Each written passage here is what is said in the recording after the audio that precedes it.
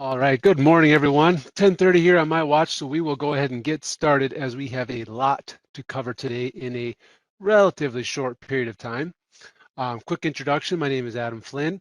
I work with a team called the Agent Technologies team here at NAU Country, and today we're going to be covering a bit of a smorgasbord of things between acreage reporting, our SMARTsign or EASYsuite, and then a little bit of our mobile app as well. So again, kind of touching on a lot of things today. So with that being said, let's go ahead and get started. I'm actually going to hang out just for a little bit here in the agency dashboard and just kind of show a couple of little pro tips and features that you may not be aware of. But being that we're going to kind of focus primarily on acreage reporting, wanted to just call out a couple things here, starting with our key activities quadrant here within the dashboard. You can see here that I currently have the selected under the acres, so in this case, acres 2022, and below here, we see three pie graphs or circle graphs, whatever you want to call them. The one over here on the right, more of just an FYI kind of a informational type pie graph, just shows you what system you're using in regards to reporting your acreage. But the second two, or the first two, I should say, you can see my mouse icon change from the little pointer to the hand there. If I basically click anywhere in this space, what it's going to do is going to bring up my missing acreage. So this is just a really nice tool to have. Just one click, you're in, and you can see exactly what policies still are missing acreage reports. And you can see here, I'm looking at a bunch of different policies that we have under our training agency here. But if I were to click, into one of those names, as you can see here, it brought me right into the policy, so that if this was a real life scenario, I could begin reporting acres. So just wanted to show that quick, as that is an option available to you. You can see here, if I just hit the back button in the upper left-hand corner, it's going to bring me right back to my dashboard. And again, you could just continue to work as you need to at that point. So just one click there, it'll bring you right into that missing acreage report. If you're just used to, or just creatures of habit, I'm very much a creature of habit. You also have the same functionality under the quick links. You can see there, I can just generate my missing acreage report, which is a little bit more detailed information in comparison to what we saw here when I clicked my pie graph. But you also have that report that you're really quickly, easily accessible there under the quick links, which again will give you basically the same information with actually some more information involved with that missing acreage report. So I just wanted to show that real quickly there on the dashboard. Not so much the dashboard, but on the main screen of EasyWriter Pro, I also want to real quickly touch on custom crop colors. As we get into the acreage reporting season, obviously you're going to start to be generating your acreage reports and your schedule of insurances once the acres are reported. And based on your policyholders and how they like to see their documents and whatnot, you may have the option to, or you may have a request to change some things up. And so I just wanted to real quickly touch on that. So on the top here, along the toolbar, you'll see there's a mapping drop down. And if I select that, and you can see the little menu provides itself there, but towards the bottom, we have agency crop colors. And what that's going to do, when I select it, it's going to bring up this window here, and you're going to want to key in your agency code. So I'm just going to do our training agency code.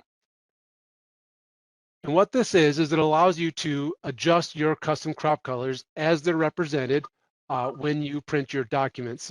Specifically, probably most importantly, would be your easy mapping schedule of insurance.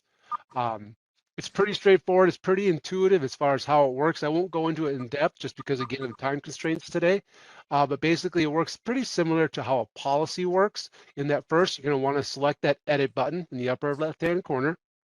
And once I select that, then I can start messing around with my colors. So for example, you can see here, I just have my corn, pretty standard yellow, pretty used to seeing that this time, or, as you've been generating documents over the years. But if I wanted to edit this corn color, you can see that I can highlight it and I can edit that crop. So if I wanted to change the color, if I wanted to add some repeating text, how often I would see that text, and the color of that text, you can adjust that here. You can see if I just select the drop down, get the kind of standard colors you would see, or if you want to get real fancy with it, you can select the more colors, and then it's going to let you kind of play around with the whole spectrum, the color spectrum, as far as moving your mouse icon anywhere inside this as you move up and down here to really change those colors. Again, not a common practice, but again, it is available to you if you wanted to do that. Now, I got this window up here by selecting that edit crop color. A really pretty significant scenario that does play out a lot within the custom crop colors is that our policyholders or our agents wanted to designate between irrigated and non-irrigated, or maybe soybeans, NFAC versus FAC, or if you are working with apples, you want to see your red apples versus your Gala apples versus your XYZ. To do that, what you want to do is actually not select the actual edit crop button there, but you want to select add. And what this is going to allow me to do is build a subcategory basically for, in this case, corn. So you can see there, it's still calling out that I'm working with corn here, but let's say I want just to designate between irrigated and non-irrigated. So I'm just going to do a padding repeating text of irrigated. We'll call it a medium padding, but just reference how often I'm going to see that IRR on my map. And I'm going to go ahead and select save. You can see there I already changed my irrigated practice, but you can go into the organic practice, your cropping, commodity types, class types, subclass types, unintended or intended use types. So you can see you can go into pretty significant in-depth there as far as the categories or the criteria for these different crop colors. But for this, I'm going to make it nice and easy. Just want to work on my irrigated. That's what I want to see when I plant irrigated. I'm going to go ahead and select save. Now you'll see a little drop down next to my arrow there, or my corn. Now that's what my field would look like when I have planted or reported irrigated corn. Furthermore, if I want to just really, make a separation between irrigated and non-irrigated, I'm going to re-highlight my corn. I'm going to hit add this time. And this time I'm going to select NI for non-irrigated. Go the same padding, and I'm going to select non-irrigated. Again, I'm just going to move down, hit save, and now I've created two subcategories for my corn. So now I'll always know in this example which of my corn is non-irrigated and which of my corn is irrigated. And so you can do that within this custom crop colors or the agency crop colors for your own agency here in EasyWriter Pro by just simply, again, selecting that mapping drop down, and then I selected the agency crop color. And you can do that for any of your crops. The crops that I see here are a representation of the crops that this agency writes. So you may see a larger list, you may see a smaller list. If you don't see a crop that you plan on writing, or you have a policyholder that's coming in, up top here, you can see it says my crops, and I can change that to all crops. And this may be due to demo with my training agency, but you should see all of the crops show up here in the list below. Once you've created your edits and everything looks good, you can go ahead and just hit publish, or save then publish, and those changes that we made, in this case, my irrigated, non-irrigated, would begin to show up on my map documents. For today, I'm just going to go ahead and cancel that because I don't want to go ahead and actually save that. But again, that's the process for adjusting your custom crop colors. Let's go ahead and cancel that. You can see it returns back to the original screen we started out with, and I'm just going to close that down.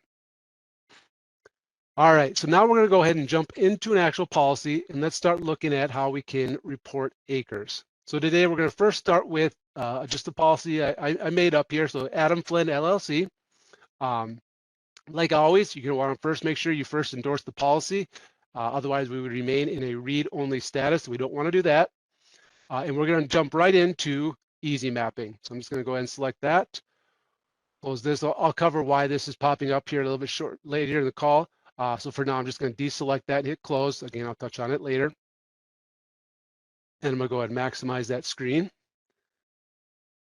Now, within easy mapping, there are several different ways you can report acres. And really, each one has a different purpose, and maybe different scenarios may cause for different ways to report acres.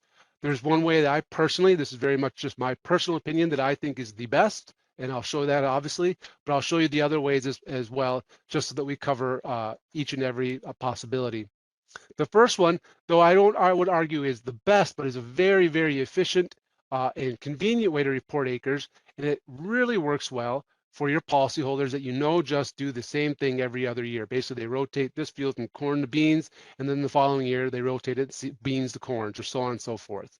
And so one way you can report acres within easy mapping is to actually import prior year acreage. In order to kick off that process, you're going to want to navigate up to the top left-hand corner If you've ever spoken with me over the phone or via email, or probably really anyone from NAU, you may have heard us reference this menu as the hamburger menu. So we're going to go first, select the hamburger menu, and about halfway down, you'll see there's an option, import prior year acreage. And if I select that, what it's going to do is it's going to bring up a list of years that I can select from. Being this is 2022, and then we're going to pretend on the scenario that I just rotate my crops every year, real clean and simple. And so what I want to do is I want to look at my 2020 year. Obviously, I don't want to select 2021 because that wouldn't be a rotate. It would just be the exact thing we did last year. So in this case, I want to select 2020. So you can see once I click it, it's going to highlight in blue. And then my next button down below here becomes available. When I select next, I get a list of my units or acreage lines that were planted and reported back in 2020. Now, you could just go right into selecting finish from this screen here, or you do have a little bit of an option to play around with some of these things here. So for example, you can see here in the middle of the grid, under my unit dropdown, we have some blanks. Now, this was a real policy that I made not real. And when I did this in real life, this full list was generating all my units. The reason it's not right now is because I incorporated a new scenario where I created some share percent changes on some units. And so the reason that we have some blanks here is the system can't, with 100% certainty, determine that this 72 acres belongs to either this unit, so on and so forth, because I have incorporated some 50% share units with my other fake policies, my little brother. And so if you see that, again, you could have just gone right into finish and we would adjust these unit discrepancies at a later time, or you can change them here. You can see here, it does give you some additional information whenever we do get blanks like this. So you can see here that it kind of guides you on what it may or may not have been in 2020. But again, that's the reason why we're getting these blanks, is because it's not certain what unit belongs to these these fields. So I'll just do these first three for now, and I'll show you how we can correct it at a later time here. So let's go ahead for now and select finish. Again, we'll show you how I correct these a little bit later. So once I hit finish, it's going to highlight the fields that I just incorporated my acreage lines on. It highlights it for me in red, and it brings up my acreage grid. Now, it's the same acreage grid you'll see several other times throughout these different processes for reporting acres. And as I navigate down this grid, you can see here we got the slide bar. There's some of my blank units that we didn't correct on that previous screen. So I can just select that space there. Again, select the appropriate unit. There's my 50% unit that's causing the confusion. So I'll just throw it on that unit for now. And I can make my way down. Now again, this import prior year acreage, definitely not a solve all, end all type solution for reporting acres. And even in this example here, I've created a bit of a hiccup because of the 50% share unit. Now, if you know for a fact that you have a policyholder, it's 100% share. Again, they do the same thing every other year. This is a great tool because all of these little clicks, these extra clicks I have to do, you wouldn't need to do. You'd have all these units pre-filled for you, and you can move on to the next policy or the next step of this process. But in this case, you can see here that I now have all my units appropriately assigned.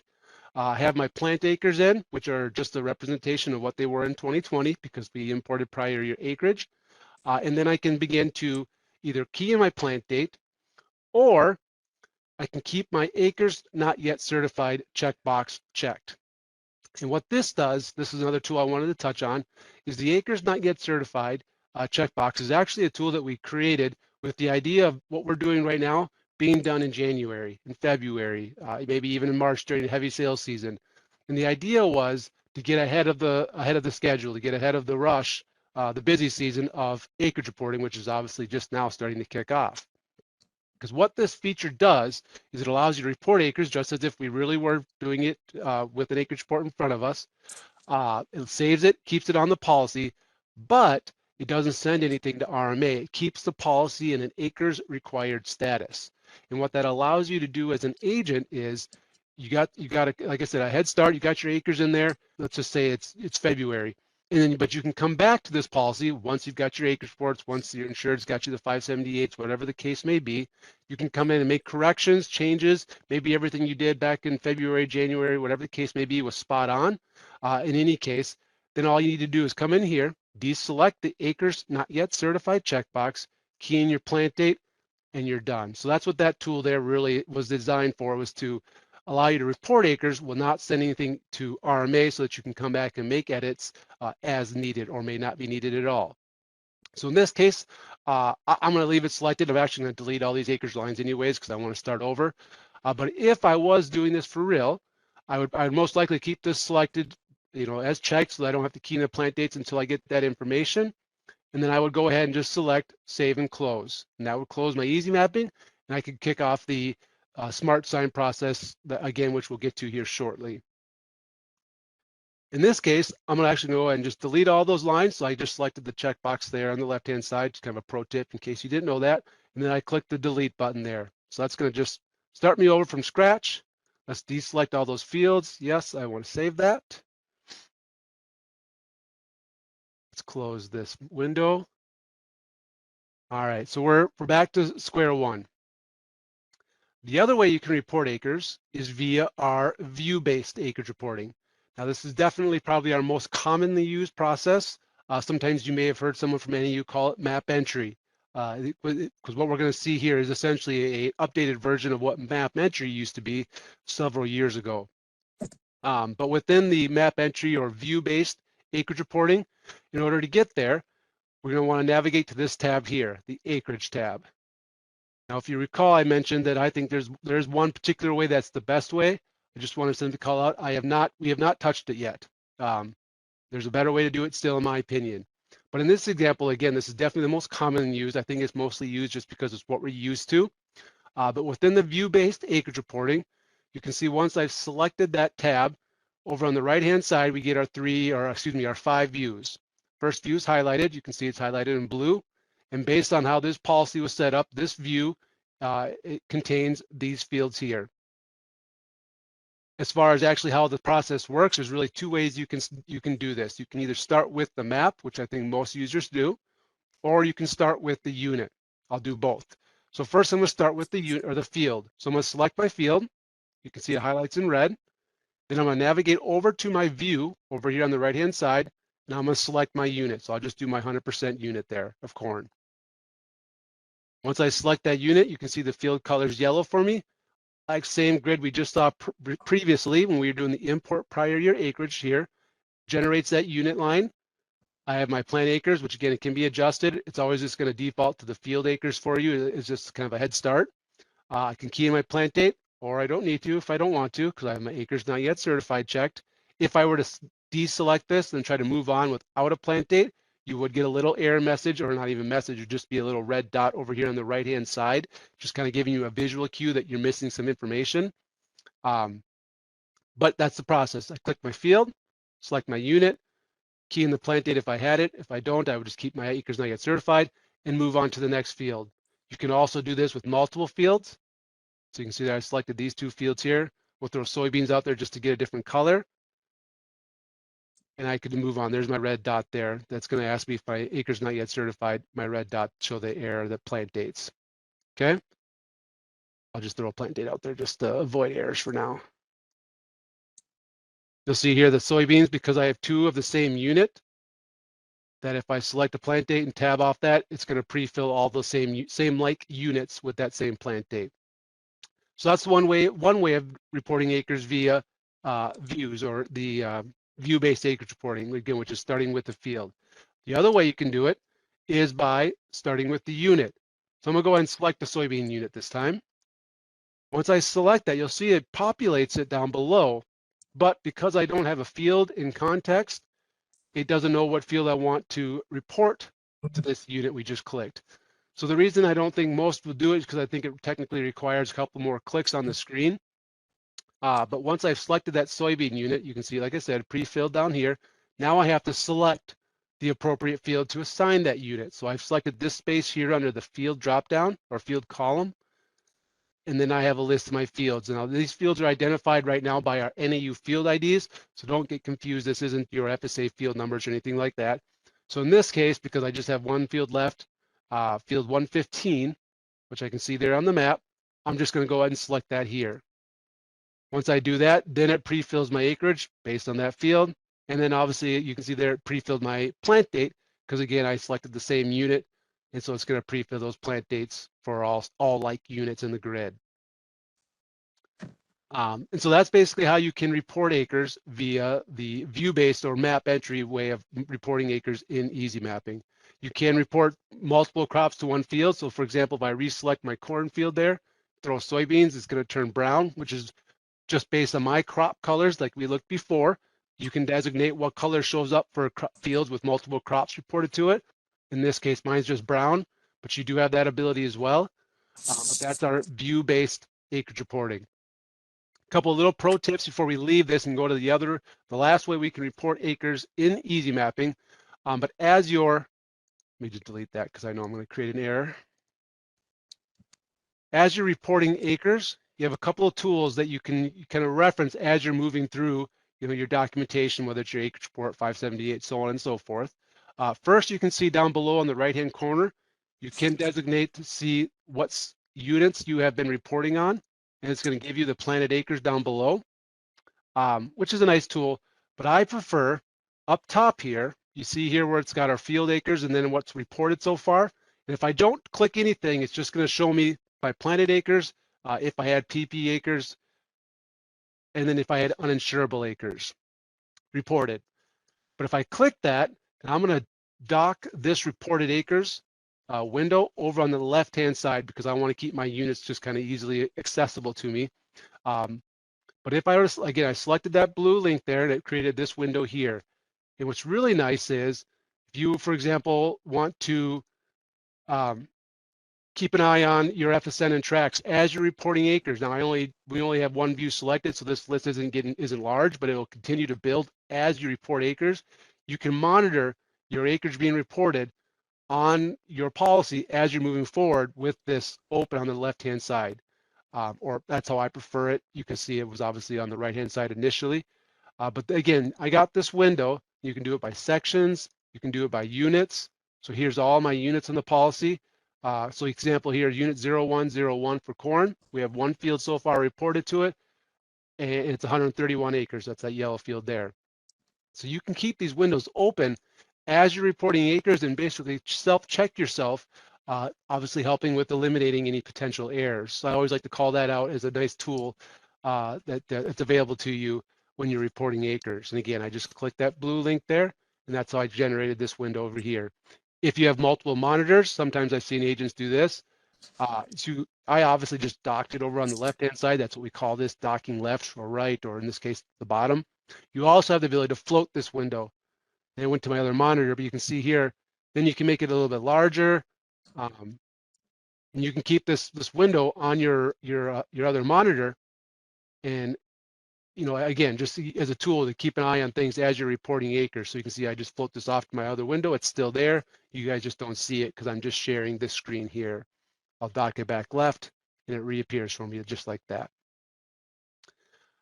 But again, that's basically how you report acres. If I were done, for example, with view 1, I would just make my way down to view 2 and repeat that same process. So again, I'm actually going to delete all these lines because I want to start fresh once more. And I'm going to return, just close that for now, return to our fields menu where we first started off. So I'll go ahead and save that deletion of those acreage lines we just worked on. And let's get back to our farm view.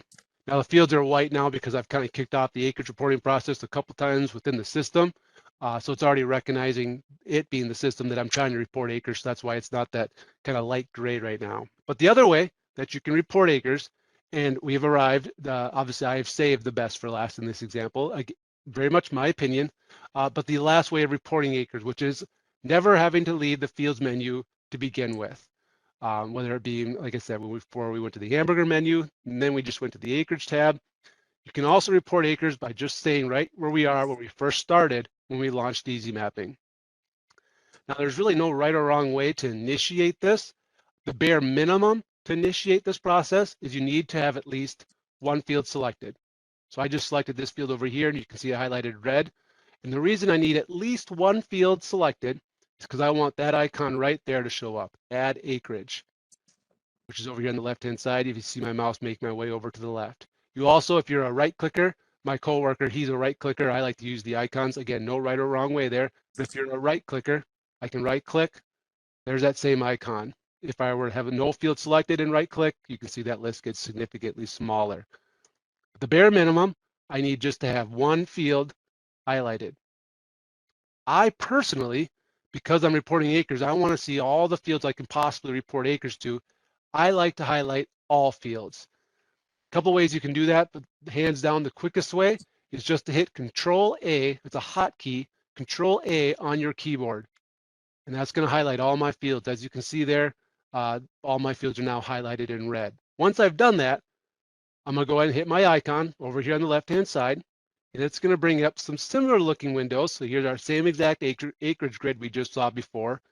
But on the contrary to what we saw with the acreage tab, where we were seeing the views, we now see a list of FSN tracts and field numbers. Now, I'll just simply call it out, and visually it may get you hung up just a bit, but it's important that you keep these fields highlighted on the map at all times. The reason for that is this list over here on the right is populated based on what I have selected over here on the map. So you can see if I deselect all my fields, all my FSNs go away. If I click one field, I get just the one. If I click them all, I get the full list. So that's why I like to select all fields so that I know I can work, I have everything I need to work with when I'm reporting acres. And at this point then, what I would do is begin reporting acres. I would first deselect all my fields.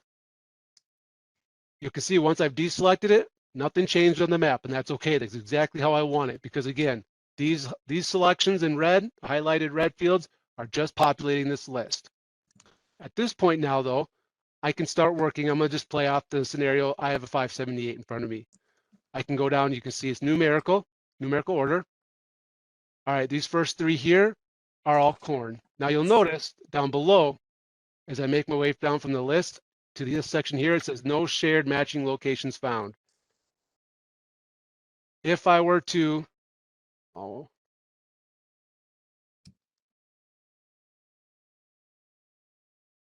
nope, I didn't, I may have jacked up some units there, unfortunately, which is okay. What you would normally see, I'm going to just do this. I'm going to deselect all my fields real fast. Normally you would see this based on the fields you select up at the top there. So you can see here I have just the one field selected, and now I can select my unit, similar to what we saw in the view-based acreage reporting. I'm not sure if because I was messing with the share percent. Yeah. So if you could, so again, this is what you would normally see when you select the FSN. You're going to see your units. As you select multiple fields, you will begin to see this window here. I don't know why, I may have jacked some units up, and that's why we're not seeing it here. But that's okay, because what is nice about this way of reporting acres is that if you don't have the by location available, you have our global unit. And what the global unit does is gives you these 4 drop downs. And if I select, for example, my crop, which is the only required drop down within this process, and select add, what the system's going to do is it's going to search the policy for any and all units and look at those applicable units locations. So that's the location that you work, that's on the actual policy tied to the unit. And if the fields that we selected, which again were just the first 3 in my list, where they fall within the world align with a unit that has that location tied to it, it's going to bring that unit in for us. And now we have the exact same process as far as what the grid looks like. So again, kind of imagining I have a 578, I just did my 563. Now let's say this one, and we know that that's the rest of the same. Let's say these 3 here, which are obviously different, but these are all soybeans. Change that crop, threw soybeans on there. Again, we're going to get the plant data error because I don't have acres not yet certified. These fields here are the only ones that left were replanted. Again, just kind of plays off the scenario that's what the 578 says. And these are all back to corn. Hit add. Multiple units match the global. Oh, it's okay. So what that's telling me is that's the scenario that I incorporated before with, I was purposely adding a little bit of a hiccup to myself with the share percent. So again, this is telling me, hey, we got our lines created. So these lines right here, we just did on the bottom here, but we don't know, we being the system is saying, I don't know what unit belongs to those fields. So I would need to do that same process I did before, where I would select the appropriate unit. And you can see as I begin to do this, I'm getting my fields to show up for me on the map there.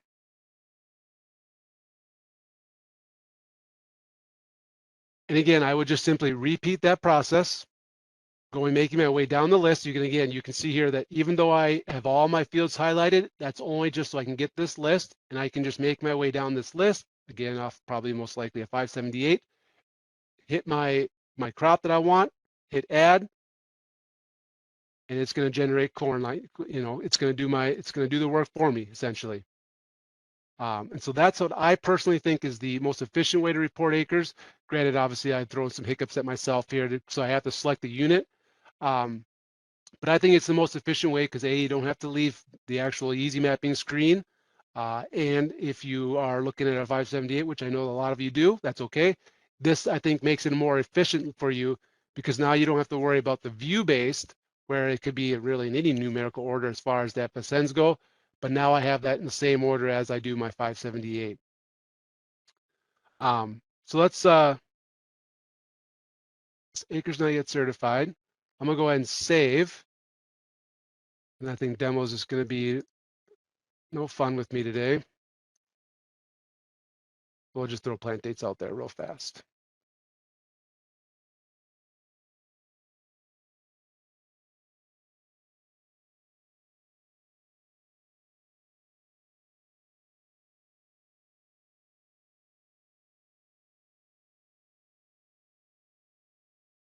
What we're going to do here next is I'm going to go leave easy mapping, and I'm going to touch on how you can how we can utilize our companion policy linkage to report acres.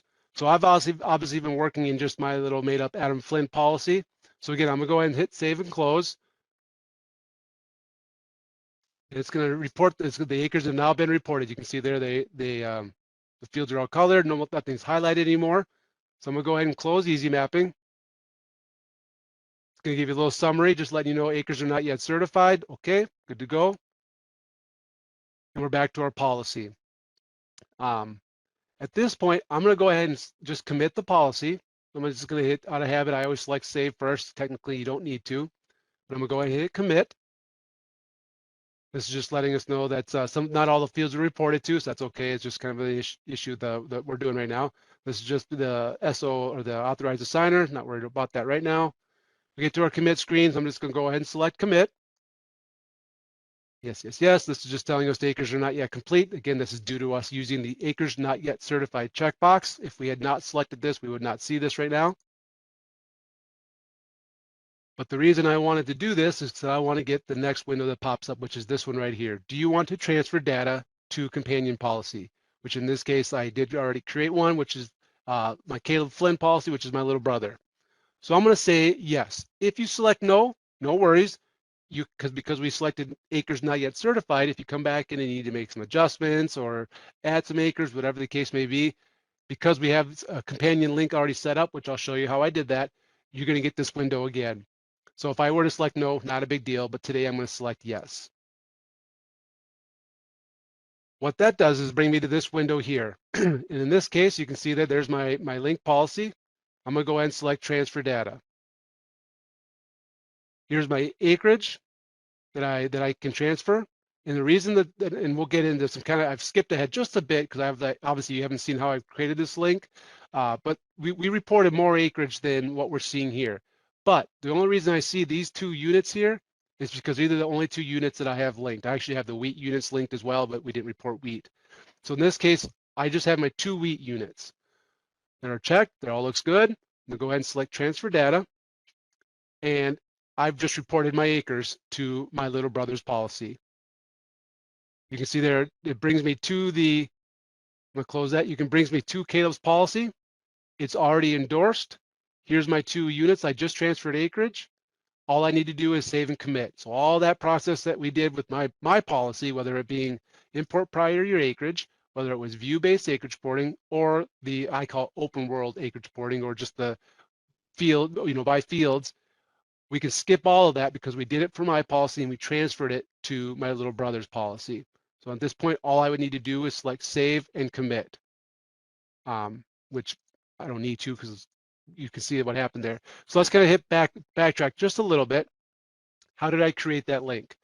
So we're back to my policy again. And over here on the top right-hand side, you see companion. And if I click that, it's going to bring that same similar window. Now this time we're not going to be transferring any data, but I want to first look at my linked units. So you can see there's my 2 units that we just worked on, and then here's my 2 wheat units. And these 4 units are linked. If I go back, I'm going to remove these links, and let's cover how we did this. And see, it's going to want to make sure it keeps track of things. So I'm just going to say training for my remark. We have no longer any linked here.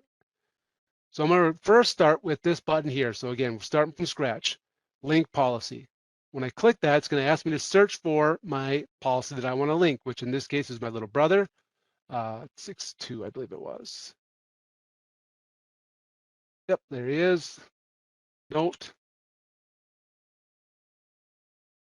And now we have my brother first link, but that's only the first step in this process. Now we need to link our units. So we're going to make our way over to this unit links button.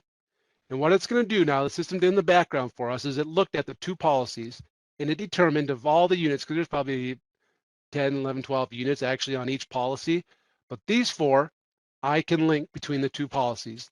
And the reason for that is these are the only 4 units that are have a share percent of less than 100%, because we're not going to be linking any units that are 100% share.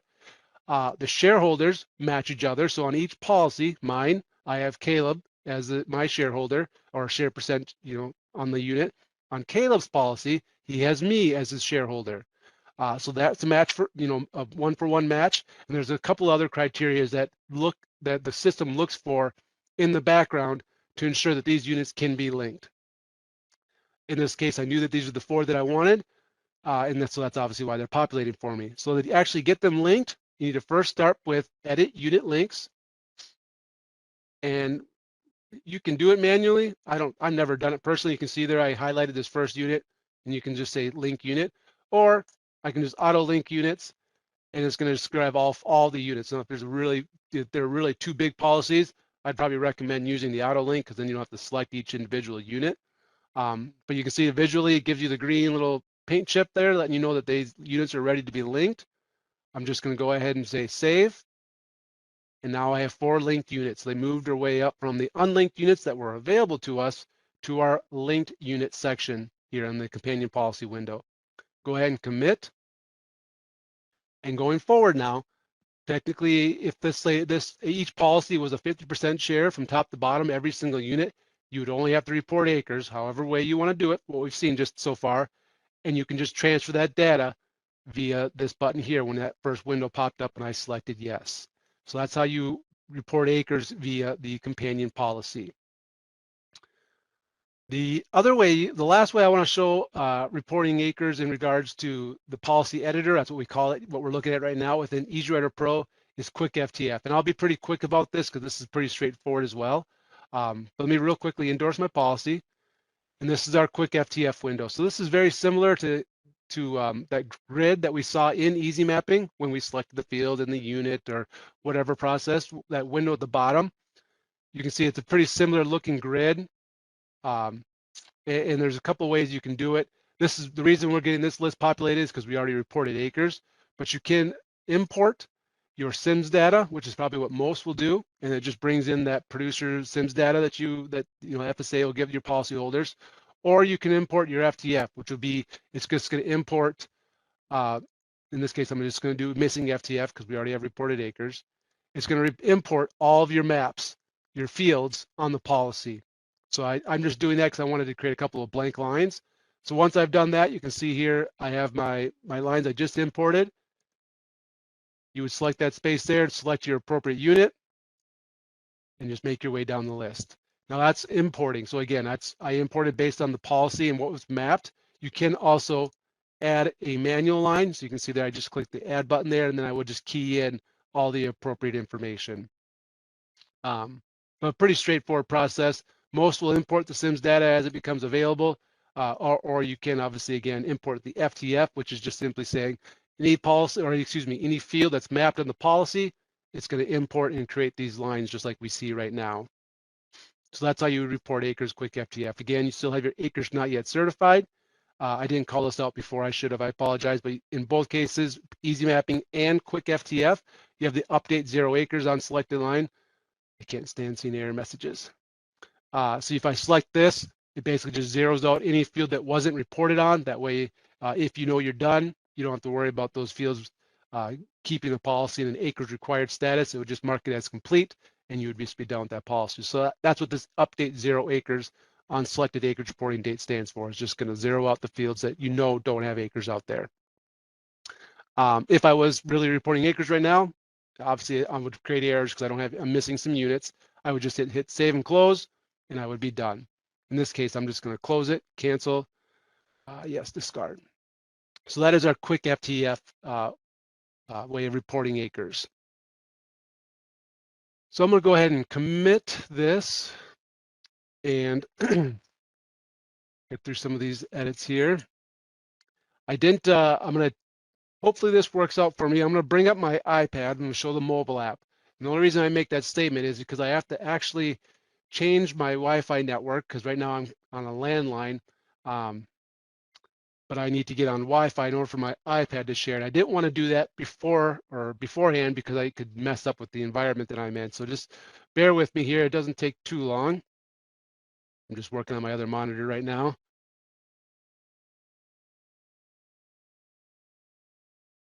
It did. All right. Outstanding. All right. So we are looking at my iPad now. Just as a forewarning, I'll be navigating my mouse icon because it's not interactive. I'm clicking right now, but I'm not actually clicking any icons. So I'm navigating with my right hand and actually moving my iPad with my left hand. So let's hope this works efficiently. So first I'm going to select my NAU Country app icon. It's going to ask for my Face ID. You can see there, pick me up, and it's loading up for me. You guys would normally see just your policyholders. I saw agents at first, so I just real quickly get an agency in context. And for this part of the call here, we're gonna just be working with an Iowa policy that's conveniently been set up for me. So you can see here, this is what you as agents would normally see, is just a list of your policyholders on the left-hand side. So in this case, I just have the one, Mr. John Doe. So I'm gonna select him on the list there. And then from there, it's going to give me a list of policies. In this case, we have several policies over the years. I want to work with my 2022 policy because I want to show you how to report acres via the mobile app. So let's go and select that. All right, and once I have that selected, over on the right-hand side, I can navigate down to, and again, I'm skipping over a lot of features and tools just because of time constraint. We're just going to be focusing on acreage reporting. So I'm going to navigate down to my actions menu. Just as a heads up, if you're doing this on your phone, which you can do that on an Android and or an iPhone. But again, I'm obviously on an iPad, so I have a pretty big screen here. If you're on your phone, this all works, but instead of a kind of a side window space here, these actions and coverages, and then what's the top one? Agency information, policyholder information, they'll appear as tabs. And so you would just want to select the tab, and then you would get these same options that we're seeing here on the right-hand side of my iPad. From here, I'm going to select my acreage reporting, and there may be some acres already reported on this because some of our reps and other training entities use this policy as well. So you can see there is a cornfield. But from here, as far as how it works, it's real simple, pretty straightforward. So I'm going to first start by just selecting a single field, and we'll move into selecting multiple fields. But I'm going to select this field right here. Kind of a weird, awkward highlight if I'm being honest, but you can see it kind of gives you a slight visual that that field has been highlighted, and it brings up this menu on the right-hand side. In many cases within our system, whether it be EasyQuote, Easy Mapping, the mobile app, a real safe strategy is always just move from top to bottom and left to right. That very much applies to this process of acreage reporting in the mobile app. So in that case, starting from the top of this grid that I got once I selected my field, I want to first start by selecting my unit. So I'm going to tap in that space there, and it's going to give me any available units that apply to that field. Again, it's kind of that cross-check I mentioned before, where the system is looking at where that field falls within the world, and if there's a unit that has that location associated to itself. So in this case, I have 5 units that have a location tied to the unit that can be applied to that field that I highlighted. So to keep it simple, I'm just going to select that top corn unit. See, it's represented there on the right-hand side. Pre-fills a little bit of my information based on that unit, like my share percent. If it was a 50%, we would see that represented here, and then the shareholder. And then I make my way down to the field acres. Now this field here is not editable. It's simply just a representation of the field that I selected. That's our field acres. Where you start keying in information again after we've done the unit is our plant date and plant acres here.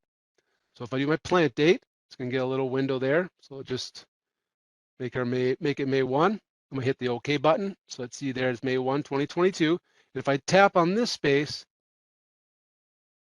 you can see I get the little blue blinking line there, and I can adjust this. Let's say it's only 32 acres. The 0.61 didn't get planted for whatever reason. For the sake of just showing, let's say that the 0.61 was under PP acres. So I can 0.61. And then you can see up below that, I can do uninsured acres. If I do uninsured, it would require me to do an uninsured reasons. I'm not going to worry about that right now. And then again, you can get into some of the new breaking, if there's multi-crop, second crop, first crop, things like that. In this case, I'm going to leave that all alone for now, just kind of keep it simple for ourselves. So at this point, I've actually keyed in all of the required fields, which is my unit, plant date, my plant acres. To move on, to move to my next field, I'm just going to tap anywhere on the map that isn't my field. So I'm just going to tap in this little corner here. It's going to bring that little loading window. Yeah.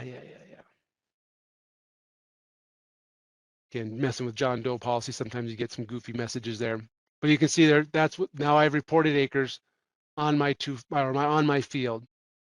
Now, if I want to report on multiple fields, first I'm going to select my fields. I just selected this one here. Now I'm going to select the one right next to it. So again, we kind of see that similar highlight, kind of goofy looking if I'm being honest. But now our window changed a little bit.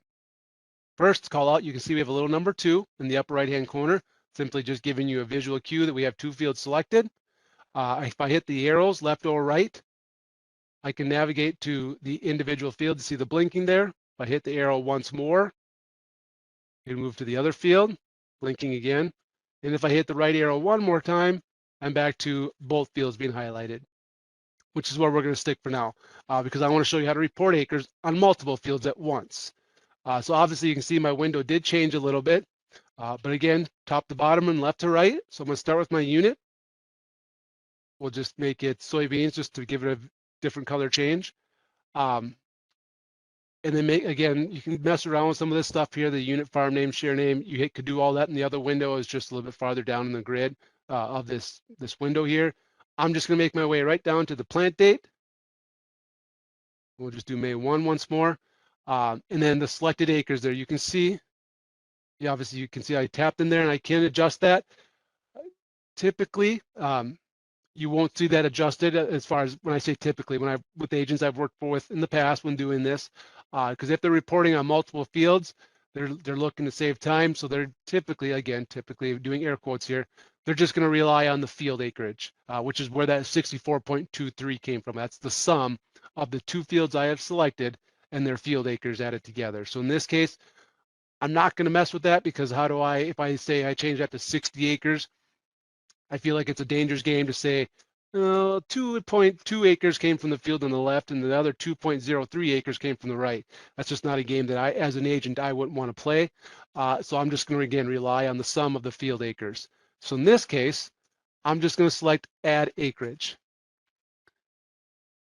You can see there that it got me my blue fields as I would have expected. And I just tapped in the upper space here. I'm pinching with my fingers, just kind of give you a visual, and we're kind of back to square one. A couple of little quick pro tips as far as the visualization of what we're seeing here. Over here on the top right-ish corner, we have our layers. Currently, I have the base imagery turned off just because it loads quicker for me. But if I were to turn that on, you can see it begins to look a little bit more like easy mapping. Again, I'm going to tap that map layers once more. You can also turn on all fields, which is going to give me all of the CLUs here shortly. There she goes. Just was impatient. So this is an excellent way to add a field to the policy while reporting acres. You can see there I can select that field there and add that field to the policy, which then allows me to report acres. So you do have that functionality as well.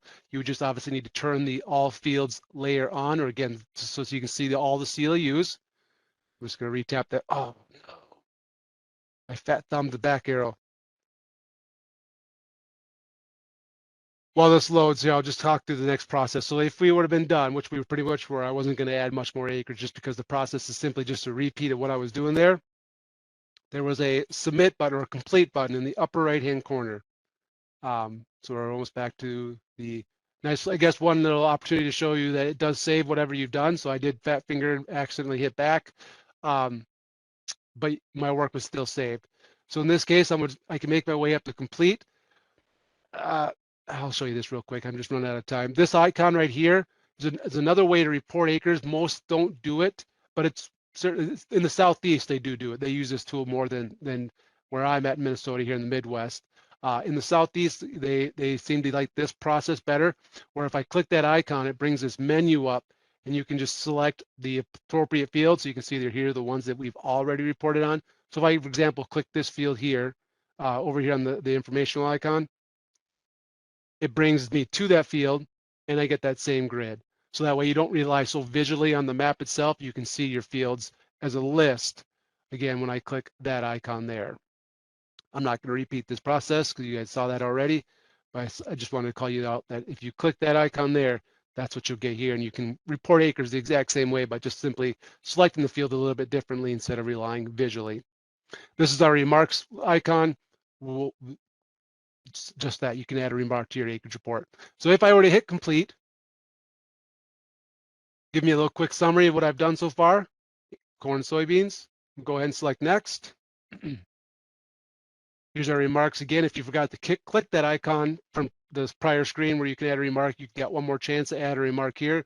Excellent opportunity, or an excellent scenario, I should say, is added land. If you want to communicate to your underwriter, or if maybe you're a larger agency with your own internal underwriters, and you're out in the field as the agent, you can add underwriter so-and-so, this field added land, create a new unit, or whatever the case may be. So that's what remarks can be used for, among other things. In this case, I'm not going to do anything with that, so I'm just going to select next. Was this native sod? It was not. Insured statement of review. You can see if I scroll down to select tap here to accept, because we all know our insureds are reading that thoroughly. Which brings me back to my first signature, which is in this case John Doe. So if I was playing Mr. John, I could type that with my finger. If, just want to call it out, if what you've seen so far, you really like it, like, gosh, I think I'd like to report acres like that, just in general, just because I like the way that feels and the process. And you're doing this and you're not with your insured at the time. You can, a lot of agents will do this. They'll just write in see hard document or see hard copy, something along those lines. And what they'll do, they being the agent, is they'll go out and get their signature based on the preliminary acreage report that we're about to generate via this process and get that signature. Obviously, if you're going to be doing that, what we're seeing here is obviously going to be tracked and held to record. So you just want to make sure you get that signature on the additional document. Otherwise, your underwriter is definitely going to be calling you, questioning some things here. So that you can do this without the insured with you. I'll admit it certainly was designed with the idea that the insured was with you at this time. But again, you don't necessarily have to have them with you if you can just have to ensure you go out and get that signature. So I'm going to pretend like John Doe is really with me here. My sweet signature there. So this is my agent statement review. Clearly, we're all reading this, right? So here's my agent. Just Gino is my agent today. So I'm going to go ahead and select next after I've signed as the agent, and we're up on our last screen here. I'm not going to go past this because I don't want to really report acres on this policy, but I can certainly talk through what we're about to see here. So first up top, pretty straightforward. You can adjust your signature date as needed. It'll always default to today's date, so happy June 1, everyone. The next part, the auto import versus do not import. Definitely want to talk about this real quickly, even though I'm running out of time. The difference between auto import and do not import is simply a matter of whether you want to consider this done or if you want one last chance to look at what you did. If I were to select auto import, so I'm just going to tap in this space here to get the little blue check mark. With auto import selected, if I were to click submit, everything we just did, which is I think the 2 soybean fields and the 1 cornfield that was already reported and the one that we did together, would get submitted, it would get saved, and the policy would move into a complete status. All other fields would get zeroed out, and this policy, it would be as if you were in EasyWriter Pro and you were clicking commit for the last time to report your acres. It's a done deal. The acres have been sent off to RMA. So that's what auto import does. Again, and neither one of these is right or wrong, just based on how you are utilizing the mobile app, how your own internal processes work. It's just something you want to definitely think about. So that's what auto import is. It's a done deal. Policy is complete. Do not import. Still, all the acres you did get submitted to EasyWriter Pro. Everything's been saved, but nothing's been sent to RMA yet. In fact, actually, the acres technically aren't even on the policy yet. They're in what we call our producer data import process, or PDI. So what this allows you to do is, and I'll show you what that is here in 10 seconds, but what this allows you to do is all your work is saved and done and submitted, but you have the opportunity to go in and take a look one more time, make sure everything looks correct before you finally acknowledge that this policy is done, and you can obviously then move it into a complete status in EasyWriter Pro. So that's what this do not import. Most do the do not import because they want to be able to see that one more time in EasyWriter Pro. But again, there's several agents still all that use auto import as well, and no right, wrong, or indifferent. It's just a different process. So that's what those two differences are there. If you have multiple crops on the acreage on the policy, I think that wheat was winter wheat, so that's why we're seeing 12/15. You can just select that, and you can select the appropriate acreage reporting date. And then I hate that that's cut off when you get that fixed, but you can select the set 0 acres to yes or no. If I were to hit submit, I'm not going to. The next screen I would see would be a PDF, an electronic PDF of my preliminary acreage report, preliminary schedule of insurance, which can be used as an acreage report, but it would also show, my goofy signatures, whether it was the real deal or C hard copy, seed document. It's going to have all that on there along with the acres that we just reported. And that would be what we call a document of record, and it'll be saved and stored with this policy for the next 7 or 8 years, whatever it is that the RMA requires us to do. So I'm going to hit back a bunch of times because I just want to real quickly, actually, I don't even need to share my screen anymore. I'm going to go back to, if I would have selected do not import, now this is a different policy. Remember, I was using John Doe. So we're back to Adam Flynn here. But here is the PDI I was talking about, import acreage. If there were, in this case, it's only SIMS data, but if this was the same policy that we were just working on, and if I had just selected do not import and selected submit, I would see a third row here, which would have been that mobile app information. You would click it, hit next, and then import it in. And then you actually have the opportunity to still select acres not yet certified at that point. So if you still wanted to sit tight on it for a little longer, you can still do that. But that's what that PDI process, how that works in regards to selecting do not import from the mobile app. One other way you can report acres is via Field Insights. Now this process actually requires a little bit of work on your policyholder's end, because they need to report acres in Field Insights as they're planting it. But then you have the ability to actually import that Field Insights acreage report information into Easy Mapping by using this drop down here. Let me get to it real quickly. I'll just show it to you. So for those who have insureds that are familiar with Field Insights and do use it, if they key in their acres, if they're in the planter and they have their phone up and they're just say, okay, I'm done with my 130.99 acre corn, you can, once that information is saved in Field Insights via the insured, you can see here that this import drop down, I can import that data into EasyWriter Pro, and it will just bring in this information just like we're looking at it right now. So that's how you can report. Another way you can report acres, again, with the help of your insured using Field Insights. I apologize. I wish I could have shown you that. Last thing we want to look at, though, I'm speed talking now, is how do we use the SMARTsign, which is one of the big things we wanted to talk about today. So I'm going to go ahead and select commit on this policy, get through some of these messages here. I'm going to select new documents. Now, you don't have to do it this way, which is, again, through the commit process. You could do it through just creating a document, whether through batch printing or going through Document Manager. I'm going to do it through commit process just because it's convenient for me right now, but you can do it other ways as well. So I have my new document selected. I'm going to go ahead and select commit.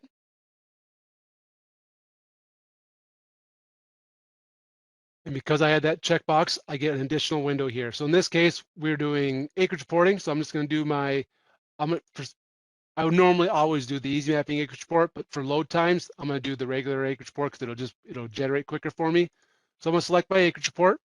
I'm not going to mess with document options today, so I'm just going to go ahead and select next. But here's where I want to select the send to EASYsign radio button here. So if I select that, you can see my options basically dive off and I can select just finish. Now, once I hit finish, I purposely set it up so that we don't see two signers. So those who are familiar with it, there's a reason why I did that. Usually you would see your agent signature and your insured signature. In this case, I only have my agent. That's because I made this policy not real anymore. But I want to call out real quick that you can see it's an LLC. So I'm going to go ahead and select under the signers, select contact, and we're just going to, I think I saw JC Large on the call. JC, you're going to be my insured today. So I'm going to select JC as my additional signer. Now you can see as I pulled in, currently his role is an agent. So I'm going to edit that real quick, and I'm going to change him to an insured. But because I've changed him to insured, I get a couple additional pieces of information. I'm not going to sync this just because it's not real life, but if I changes I did make, if I wanted to really save that to my insured, you could keep that sync changes to entity selected. But what I do want to show is use signing authority. Now I currently just removed the authorized assigner because it was a real person on this policy. But if there were, I can select that checkbox and you can see then I can get a couple of options. First, I can select my prefix, which is by or in care of. So let's do in care of. Yeah, I'm going to say my authorized assigner. So it's going to be Adam Flynn, LLC, in care of JC Large, authorized to sign. So that's how that signature will come through when we run this process. And the reason we want to do that is obviously just some of the underwriting rules and guidelines as to how some of these signatures need to be presented. I actually come from underwriting many years ago, so I can't tell you how many times I would see John Doe Farms signed as John Doe Farms, and I had to write back to the agent, this needs to be John Doe Farms by Adam Flynn or whoever the case may be. So this is why we want to make sure that this is available to you guys so that you make sure you get those appropriate signatures in play for using the EASYsign. So in this case, I'm going to go ahead and say that's good. I'm going to have to play part agent and insured here real quick.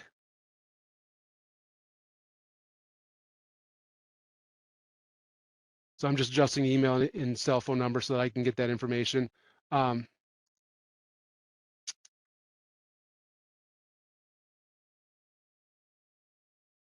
Okay, so now we have our signers in place. We have our acreage report selected, which we selected from the prior screen. So I'm gonna go ahead and select next. It's gonna go through a quick little load screen here, generating document. And you'll see this little message right here. It might be hard to see just because I'm sharing my screen, but it says most commonly placed controls have been automatically placed. I missed the last little part there. And what it's telling me is that, hey, we were able to identify what document you're generating, and we placed in some of the controls automatically for you. So in this case, my insured, JC Large, and my agent, crop agent's his name, but it looks like Hope your email's on it for now. All those signature boxes and radio buttons and things like that were automatically put in place. Now, if, for example, let's say the other acreage report had a new producer option. Let's just go back to the bottom for now. Let's say that there was a new producer question here towards the top, and my automatic, that little process ran and didn't catch it. But you want your insured to be able to answer that question. What you can do is up in the left-hand corner, you can select your signer. So in this case, we're going to select JC because he's playing my part insured right now. Once I highlight him, I get all the control options. In this case, I just wanted to have a required checkbox. Here's what I'm looking for, because I want him to answer the new producer question if that was in play. So I'm going to select the required checkbox. Once that's highlighted, we're just going to use our imaginations and just pretend that there's the questions right here under the organic certification statement. And following that statement, there's a yes or no. I want to just place that control there so that he can answer that with the checkbox, so that yes, I'm a new producer, or no, I'm not. And that's all it is. If I could do that with any one of these options here, if I wanted to add a third signature box, I could certainly do that if I wanted to. Obviously, I don't need to, but you could. But that's basically the process as far as adding any additional controls. Is first you want to select what signer is going to use that control, and then what control that is you want to be in play for that scenario. In this case, I only need the one, my made up new producer question. So I'm going to go ahead and select finish. Can give you a little EASYsuite transaction that's been submitted. An email will be sent to each signer shortly. Check the EasyWriter Pro dashboard progress for updates. So what that's, no, I do not. That's just the same companion policy thing.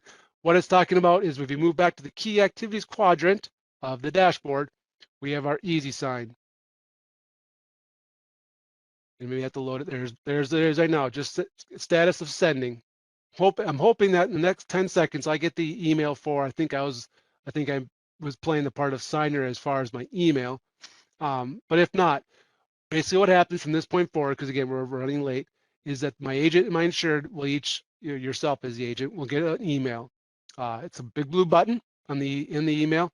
When you click that, it's going to be brought to a new window. There it is, just came in. I'm just going to pop this email out real quick. So there's what the email looks like. So you can see there's my big blue button, little message there, just kind of notifying you what's at play here. But if I click this Go to Documents button, it's going to bring me to a web page here. And at this point, it's either 5 minutes or 3 or 4 minutes, whatever the case may be. If you can hear it, my cell phone's already going off. It's going to send me a code. And again, it's like 5 minutes, maybe even less, I can't remember. But basically there's a timer, an internal timer that's gonna make that code accessible. If the code isn't keyed in within that time frame, all you need to do is go back to that original email, click that same Go to Documents blue button, and it will resend you a new code. In this case, 308-883. I'm just go ahead and select login. I can't remember if I was JC. Okay, I'm playing part JC right now. So just kind of get a little summary of what I'm looking at. Just gonna get started. Yes, I read the terms and agreements, and we're now brought to my document. Now, I always like to use the example of refinancing a house. For anyone that's done that, or even in your line of work, if you don't do just crop insurance, the documents can get quite long sometimes. Now, this acreage report's pretty simple, but I only make that statement that we do have this next button over on the left-hand side. When I was refinancing, I didn't read all that mumbo jumbo. I just clicked the next button to the next thing I needed to do that my guy told me to do. In this case, it's my signatures, my insured signature. I'm gonna hit sign. Pop-ups all over the place. I think maybe just because I did this in demo, I'm not sure what's going on there. I'm getting a little error there. That's a new one for me, actually. You can see there I do have my made up buttons here, so I can do that. Oh, it was just because I skipped over required windows. My fault. It was highlighting the made up new producer button. That's why the error was there. I skipped these two and went right to signature. So I've answered the two questions I needed to, which was the native sod and my made up new producer, which then opened up my signature box. Once I've selected that, I can just hit confirm, and we're done. And the agent would do the exact same thing basically, except they would obviously get to skip those two radio buttons that I created, or the one. Once all documents are signed, a final email will be sent to you as the agent, being that you guys initiated this, letting you know. And also there is I can't remember the actual technical term of the document, but there's a document that tracks all of this. when the button was clicked, when the email was sent. It's like an evidence record or something like that. I can't remember exactly what it's called, but there is that document as well, so that basically it's a document that will protect you as agents in case your insured are dragging their feet, if we cross some deadlines, things like that. It's just a document that you will obviously help shed some liability off your shoulders in those scenarios where that could happen. So we also create that document. But as this process moves forward, I don't know if it'll refresh this quickly, but you'll see, so there he did, it went from sending to awaiting signature. And if I were to double click that, get a little bit of additional information per that EASYsuite or that SMARTsign submission we did. If I were to hit and refresh here, eventually you would see that the agent, or excuse me, the insured, which was me just now, moved into a signed status. And so then at this case, we would only be waiting for the agent to sign. But that's our SMARTsign or EASYsign process from within EasyWriter Pro. Again, I initiated that via the commit process, but you could do that through, batch printing, going directly into the policy, and just going into document manager. You can do all those. You can kick off that process from there as well. With that being said, again, this was recorded, so it will be on YouTube eventually once we get some edits in play, and then you can reference that as well. So thank you again, and have a great rest of the day, everyone.